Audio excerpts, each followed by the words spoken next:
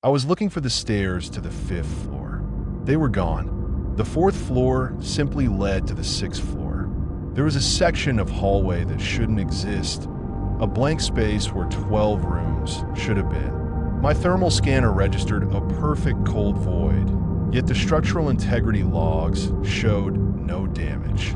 Something took the entire floor out of reality, leaving behind only the echo of its load-bearing walls.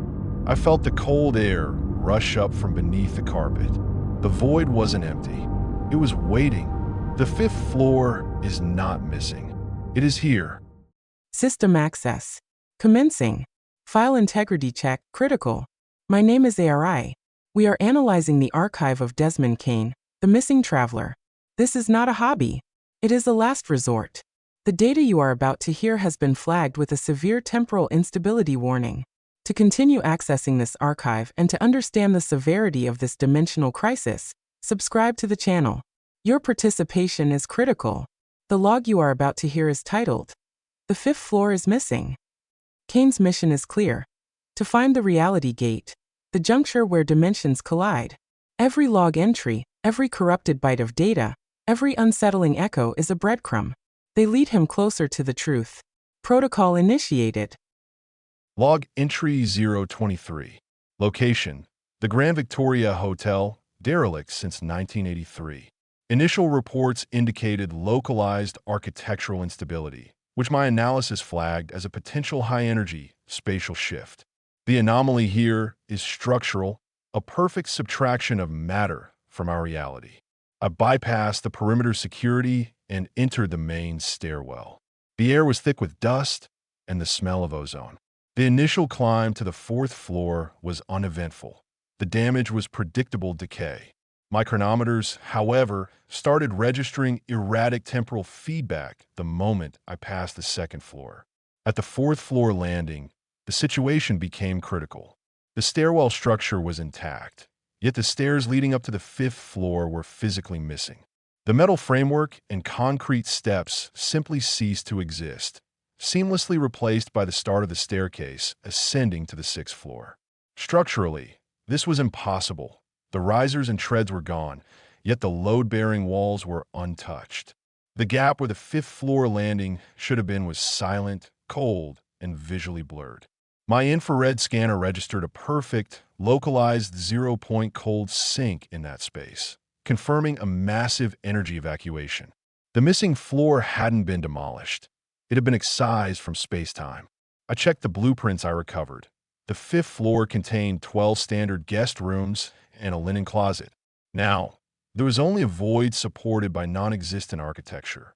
The phenomenon was so absolute, it caused my optical sensors to momentarily register static. I realized the anomaly wasn't interested in consuming energy like the train car, but in consuming space itself. It was testing the limits of subtraction, leaving behind only the ghost of its structural necessity. I prepared a probe for deployment into the zero-point area. I needed to know what lay on the other side of this perfect, silent coldness. Log entry 024. The perfect coldness was unnerving. I deployed a low-band sonic probe into the zero-point area where the 5th floor used to be. The probe's microphone immediately registered a clean, absolute silence, not the silence of quiet, but the absence of sound, a physical cancellation of all ambient noise, including the distant city traffic and the hum of my equipment. The sonic return signal confirmed no physical structure within the missing space, just an infinite, stable void. A.R.I.A theorized the anomaly functions as a localized dimensional sinkhole, capable of selectively purging matter based on a specific geometric signature. In this case, the 5th floor's blueprint. The most unsettling effect, however, was psychological. Staring into that perfect darkness caused acute sensory deprivation. I experienced an immediate, powerful urge to step across the boundary, to fall forward into the quiet. It was a disassociative pull, as if the space was trying to equalize not only the sound and temperature, but also my own presence. I counteracted this by increasing the structural integrity readings on my internal display, forcing my mind to focus on the reality of the intact sixth floor above my head. The void had a subtle, secondary effect. My short-term memory started degrading while I was standing there. I recorded a series of 3 random digits, 719, and looked away for 10 seconds. When I looked back, the memory of what I had just recorded was gone, replaced by a visual phantom of an old, faded room number, 242. The void was not just subtracting space, it was subtracting consciousness. It was erasing the data of the observer to maintain its own secrecy. I quickly retracted the probe, feeling the mental stress intensifying. The 5th floor wasn't simply missing. It was archived in a place where memory and space are meaningless. I decided to change my vantage point. I needed to access the 6th floor and attempt to scan the perimeter of the spatial sink from above before my core mission data was compromised. Log entry 025. I successfully reached the 6th floor via the main stairwell, establishing a new vantage point directly above the spatial sink. My current position provides the clearest line of sight, allowing me to deploy the high-resolution LiDAR scanner. I aimed the scanner down towards the area where the 5th floor should have been. The LiDAR readout was chilling. It confirmed the structural void, but revealed that the edges of the anomaly were not perfectly smooth. They were flickering with complex, interlocking geometric lines that constantly rebuilt themselves, visualizing the edge of the dimensional sinkhole. This structural movement indicated that the entity responsible was active and was using the perimeter walls of the 6th floor as its temporary anchors. It was slowly, methodically consuming the building from the middle out. The longer I scanned, the more the periphery of the missing floor seemed to pulse with a low, blue light, an energy signature. Suddenly, the scanner registered a massive, instantaneous energy spike. The LiDAR screen was completely overwhelmed, showing only chaotic, blinding white and red static, followed by a critical system error. Materialization detected. The void was no longer passive. Something was using the zero-point space of the missing floor to project itself into our reality. I immediately checked the structural integrity sensors I had left on the 4th floor. The data was horrific. The structural load on the remaining walls had increased exponentially. The anomaly wasn't just consuming space. It was consuming the load-bearing integrity of the structure to fuel the materialization process. The 6th floor, my current position, was now under severe, immediate stress. The final piece of evidence arrived just before the system shut down completely.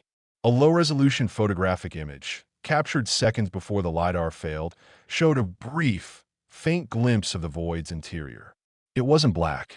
It was a perfectly flat, endless white expanse, stretching into infinity, and on the surface of that white void, I saw a single, dark shape, a corrupted echo of a door frame. That door was the key. I had to get out of the collapsing structure immediately and find a way to stabilize the building before the entire hotel becomes the new 5th floor. Log entry 026. The structural integrity is failing.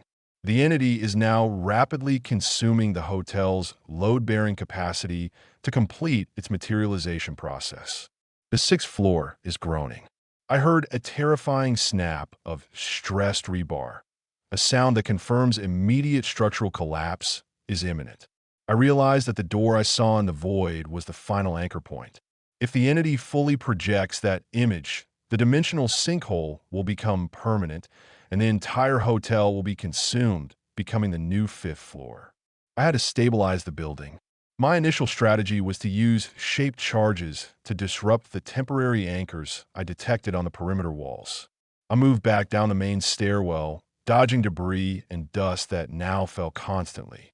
The air was heavy, but the cold zero-point pressure was localized, indicating the entity was pouring all its energy into the materialization point. The walls around me were visibly bowing. I positioned the structural charge plates around the 4th floor perimeter, the immediate boundary of the void. My goal was not to destroy the void, but to introduce a localized, organized energy field that would resist the dimensional purging. I managed to activate the first charge. The resulting shock wave was minimal, but the effect on the spatial sink was instantaneous. The area where the fifth floor should be pulsed violently, and the geometric lines on my CDD momentarily dissolved, confirming the interference. I bought myself minutes, maybe less. The seismic sensors I deployed registered an immediate counterreaction. The entity was fighting back, increasing its consumption rate exponentially. The load-bearing walls began to crack audibly. I needed a second, more powerful counterpulse, but I had only one full charge left.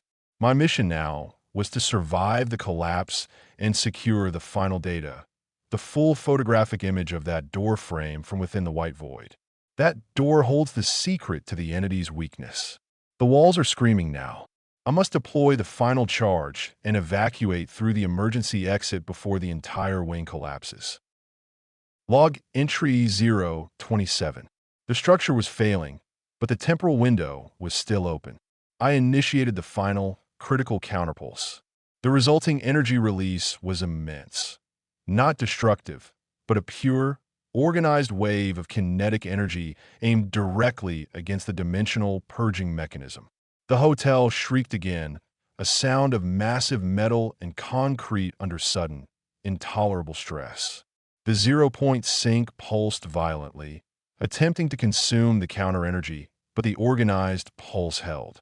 I used the window of disruption to grab the final data, the full photographic image of the void's interior, focusing the camera directly into the cold sink. The resulting image captured the perfectly flat, endless white expanse, and in the foreground, the distorted, dark shape of the door frame. That door, the key to the entire operation, was now secured. I did not wait for the anomaly to recover.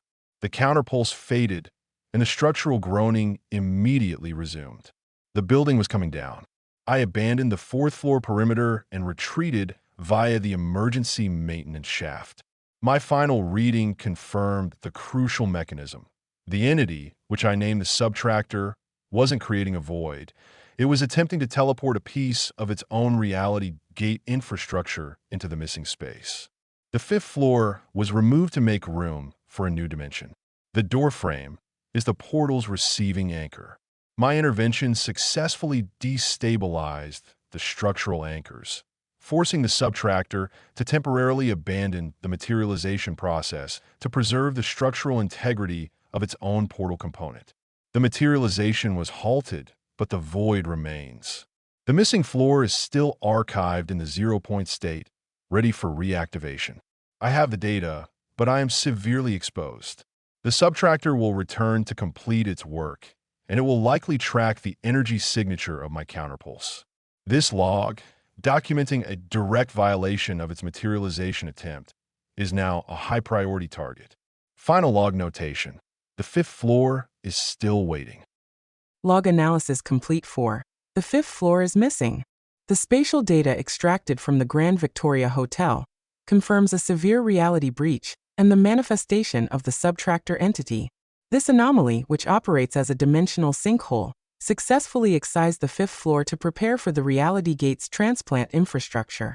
Kane's counterpulse successfully destabilized the structural anchors, halting the materialization process. However, the void remains active, and the Subtractor will track the energy signature of the counterpulse. The threat level is now tracking high-value target. We continue to monitor the archive.